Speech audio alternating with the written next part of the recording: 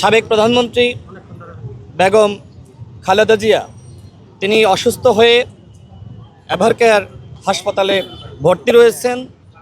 গণ অধিকার পরিষদের পক্ষ থেকে আমরা তার শারীরিক অবস্থার খোঁজখবর নেওয়ার জন্য আজকে এসেছি এবং সেখানে দায়িত্বরত যারা রয়েছে তাদের সাথে কথা বলে যতটুকু জানতে পেরেছি তার অবস্থা অপরিবর্তিত, অর্থাৎ তিনি যে অবস্থায় ভর্তি হয়েছিলেন পরবর্তীতে বিএনপির যারা দায়িত্বপ্রাপ্ত নেতৃবৃন্দ বা দায়িত্বশীল ডাক্তার যারা রয়েছেন তারা আপনাদেরকে ইতিমধ্যে আপডেট জানিয়েছে।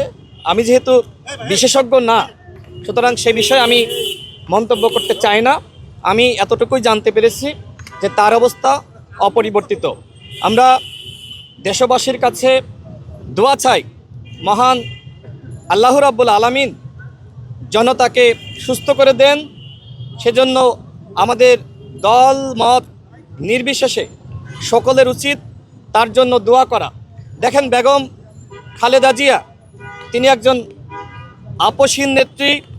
এদেশের গণতন্ত্রের জন্য তিনি সংগ্রাম করেছেন। তিনি স্বাধীনতা সার্বভৌমত্বের প্রতীক। বিশেষ করে বাংলাদেশে ভারতীয় আধিপত্যবাদের বিরুদ্ধে তিনি আপসহীনভাবে লড়াই করেছেন, যে কারণে কিন্তু তাকে ফ্যাসিস্ট সরকার দীর্ঘ সময় কারারুদ্ধ করে রেখেছিল। দেখেন, শেখ হাসিনা পালিয়ে গেছে, কিন্তু আজকে বেগম খালেদা জিয়া অসুস্থ হতে পারেন, কিন্তু সারা বাংলাদেশের মানুষের দোয়া কিন্তু তার সাথে রয়েছে। শেখ হাসিনার জন্য দোয়া করা বা কথা বলার লোক কিন্তু বাংলাদেশে নাই। এইটাই বেগম খালেদা জিয়া অর্জন।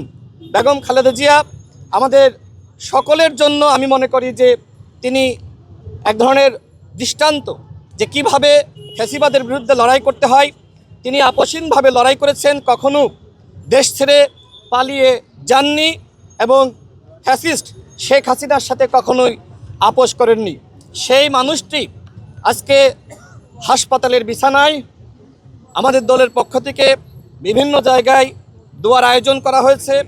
আজকেও যাত্রাবাড়িতে আমাদের দলের পক্ষ থেকে দোয়ার আয়োজন করা হয়েছে। আসলে আমাদের দোয়া করা ছাড়া আর কিছুই করার নাই। বাট আমার একটি জায়গা, আমি যেটি আগেও বলেছি, যে মহান আল্লাহ রাব্বুল আলামিন তাকে ততদিন দীর্ঘায়ু দান করুক যতদিন না পর্যন্ত শেখ হাসিনার ফাঁসি কার্যকর হয়। কারণ এই মানুষটি শেখ হাসিনার দ্বারা ব্যাপকভাবে নিপীড়িত, নির্যাতিত। বেগম খালেদা জিয়া যে সময় তিনি জেলে যান, দেখবেন যে পায়ে হেঁটে জেলে গিয়েছেন। সেই মানুষটি পরবর্তীতে হুইল চেয়ারে কিন্তু মুক্তি পেয়েছে। অর্থাৎ তিনি যে অসুস্থ এবং তাকে যে এই অবস্থায় আমরা দেখছি, এর জন্য একমাত্র দায়ী ভারতীয় মদতপুষ্ট শেখ হাসিনা সরকার।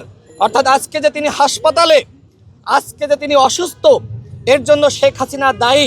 আর এই জন্যই কিন্তু আওয়ামী ফ্যাসিবাদকে মানুষ ঘৃণা করছে। আমি সর্বশেষ বলতে চাই, আসুন আমরা সবাই তার জন্য মহান আল্লাহ রাব্বুল আলামিনের দরবারে দোয়া করি।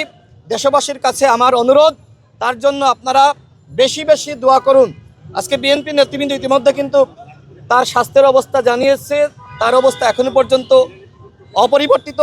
বাট আমার দৃঢ় বিশ্বাস যে তিনি আমাদের মাঝে আবারও সুস্থ হয়ে ফিরে আসবেন এবং আগামী ফেব্রুয়ারি মাসে যে নির্বাচন হবে, সেই নির্বাচনে তিনি জাতির অভিভাবক হিসেবে তিনি ভূমিকা রাখবেন। আমি সেই আস্থা রাখছি। মহান আল্লাহ রাব্বুল আলামিন অবশ্যই তাকে সুস্থতা দান করবেন বলে আমি মনে করি।